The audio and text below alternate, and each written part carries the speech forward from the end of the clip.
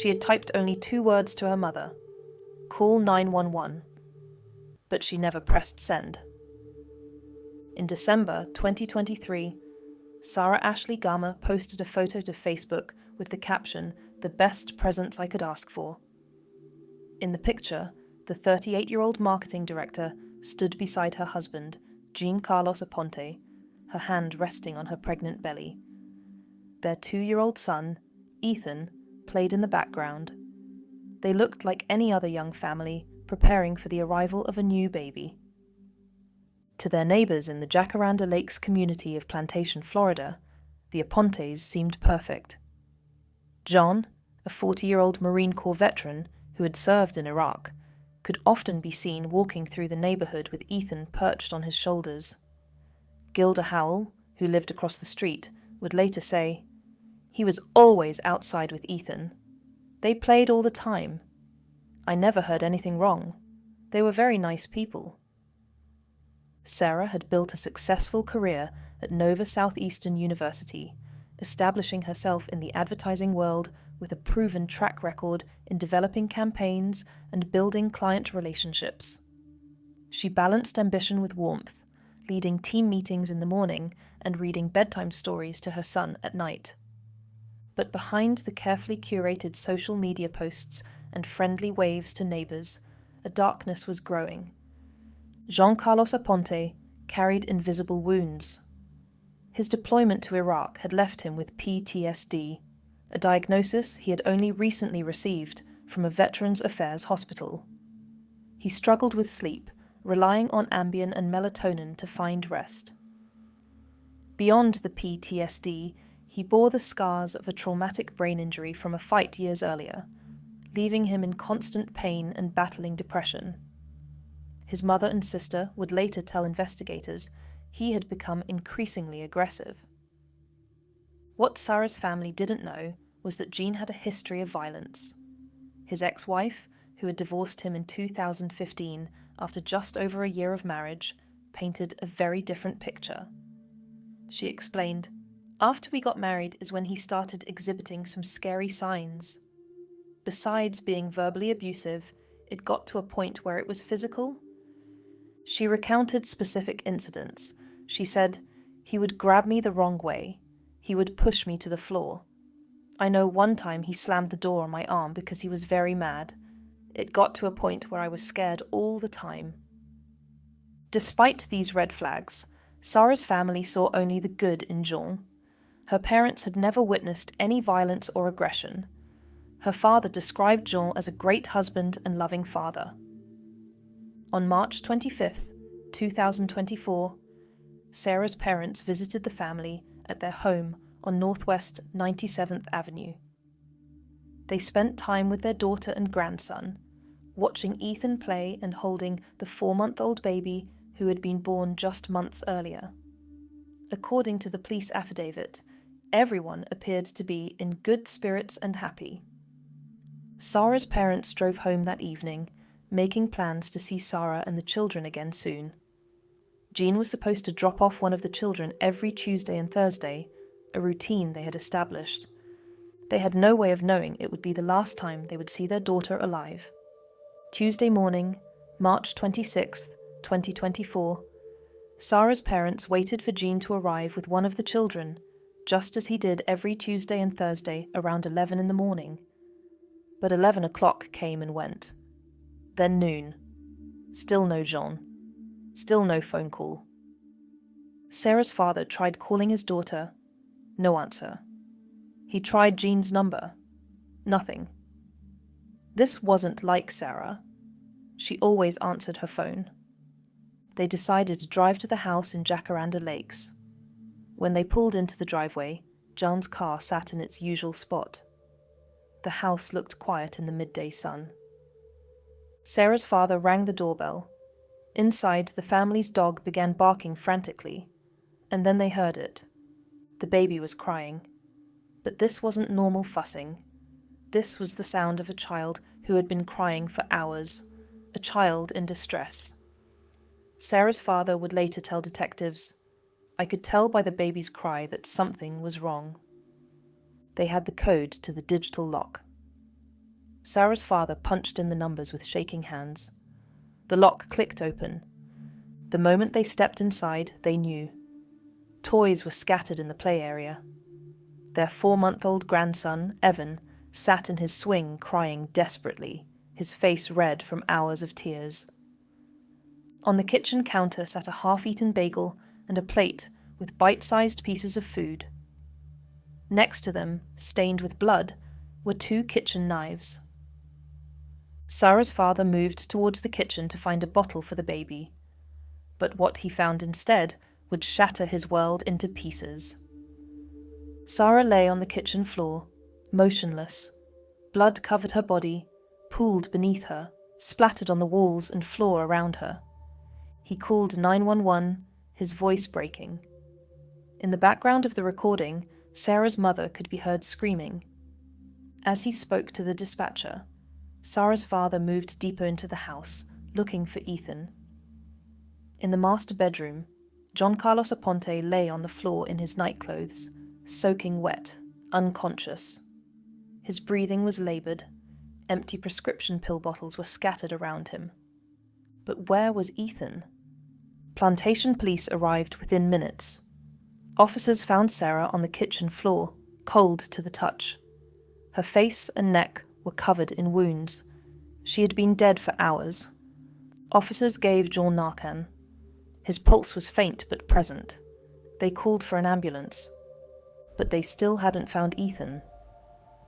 A plantation police sergeant moved through the house and out into the backyard. There, floating face down in the family's swimming pool, was the body of a small child. The sergeant jumped into the pool, pulling the toddler from the water and immediately beginning CPR. But it was too late.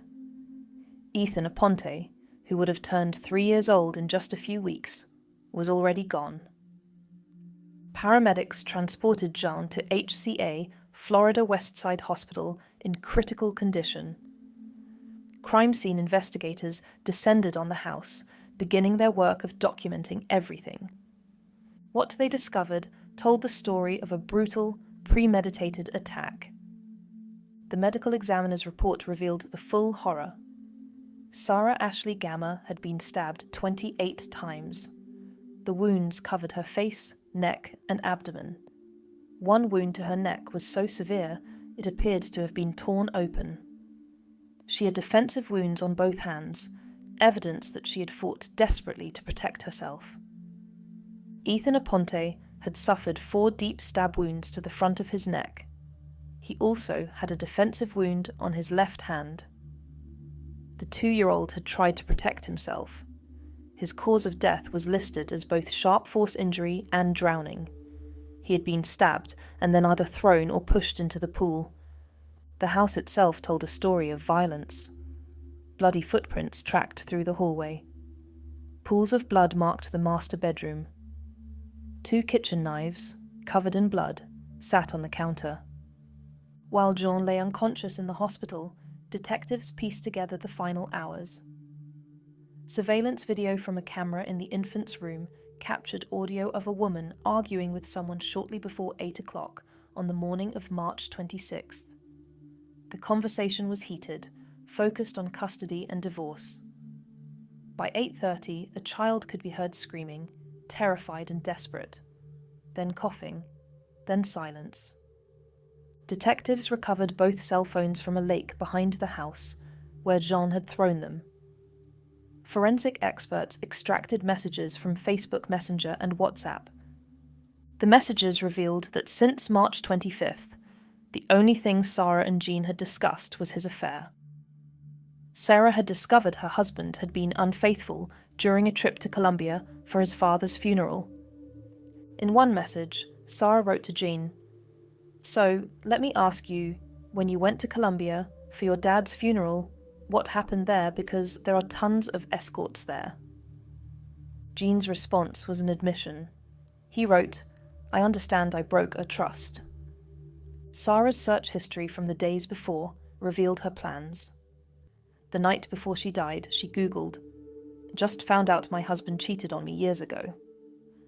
The next morning, March 26th, she searched, "How does alimony work in Florida?"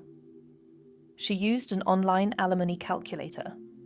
At 9 o'clock, just 30 minutes before the surveillance audio captured the argument, Sara Googled how to file a police report with plantation police and how to call 911 online. She was planning to leave him. She was planning to protect herself and her children. On an iPad in the master bathroom, detectives discovered a message Sara had typed to her mother but never sent. The message was only 2 words: "Call 911." Sara had known she was in danger. In those final moments, she tried to reach out for help, but she never got the chance to press send. At the hospital, Jean Carlos Aponte drifted in and out of consciousness. Officers documented everything he said. They heard him mumble, "I'm sorry." They heard him say, "I did it." At one point, a nurse found Jean laughing. When she asked him why, he responded, "That shit's crazy," and continued laughing. Once Jean was medically stable, he was placed under a Baker Act hold. On March 30th, 2024, he was officially arrested and charged with 2 counts of first-degree premeditated murder. When he appeared before Broward Circuit Court Judge Elijah Williams on Sunday, March 31st, he wore a suicide prevention gown. The judge announced, "Mr. Aponte, I do find probable cause. 2 counts of premeditated murder of 2 individuals." John was denied bond and ordered to undergo a mental health screening. On April 19th, 2024, a grand jury formally indicted him. On June 4th, 2024, prosecutors announced they would be seeking the death penalty. Sara's 4-month-old son, Evan, survived that terrible morning. He is being raised by his maternal grandparents, the same grandparents who discovered the bodies of his mother and brother. The neighbors in Jacaranda Lakes struggled to comprehend how the friendly man who walked his son through the neighborhood could be capable of such violence. John Goodish told reporters, "A really nice couple. Never said anything bad about Sara. Not a sound." The most haunting words came from Jean's ex-wife, the woman who had warned about his capacity for violence years ago. When she learned what had happened, she said, "It's just sad to hear that he didn't get the help in time." The system had failed Sara Ashley Gama.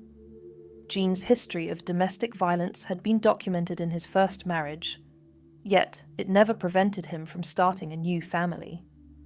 His mental health struggles were known, yet he remained in that house with access to his wife and children.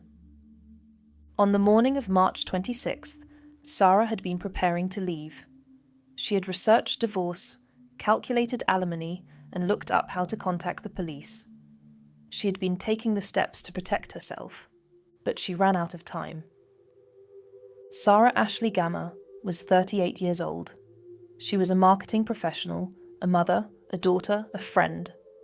She had built a career she was proud of, raised a son she adored, and welcomed a new baby into the world just months before her life was taken. Ethan Aponte was 2 years old. He loved playing with trucks. He would have turned 3 in April. Their deaths serve as a reminder that domestic violence happens in quiet, suburban neighborhoods, in homes that look perfect from the outside.